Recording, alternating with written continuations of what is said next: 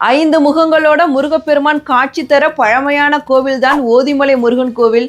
இந்த கோவில்ல வருகின்ற மார்ச் 25ஆம் தேதி கும்பாபிஷேகம் நடக்க இருக்கு. கோயம்புத்தூர் மாவட்டம் சிறுமூய்க்கு பக்கத்துல இருக்க இரும்பறை அப்படிங்கிற கிராமத்துல இருக்கிறதா 1000 ஆண்டுகளுக்கு மேல் பழமையான ஓதிமலை முருகன் கோவில்.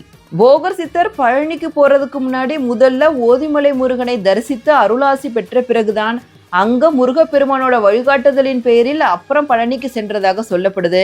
அது மட்டும் இல்லாம ஓதிமலையில இருக்க 5 முக முருகன் சிலை போகர் சித்தரோட ஆலோசனைப்படிதான் செய்யப்பட்டதாகவும் நம்பப்படுது. இந்த மலையோட உச்சியிலிருந்து பார்த்தோம்னா அடிவாரத்திலிருந்து 2 கிலோமீட்டர் தொலைவில் ஒரு பகுதி மட்டும் வெண்மை நிறத்தில் காணப்படும். இதற்கு பூதிக்காடு அப்படிங்கிற பெயர். இங்கேதான் போகர் முருகனை வேண்டி யாகம் நடத்திய இடம். இங்கே மண்ணே விபூதியாகி வெண்மை நிறத்துல இருக்கும். அதனாலதான் இதற்கு விபூதிக்காடு அப்படிங்கிற பெயரும் வந்துச்சு. இது காலப்போக்குல மருவி பூதிக்காடு அப்படின்னு ஆயிடுச்சு. கும்பாபிஷேகத்துல கட்டாயம் எல்லாரும் கலந்துக்குங்க. ஓம் சரவணபவ, அன்பே சிவம்.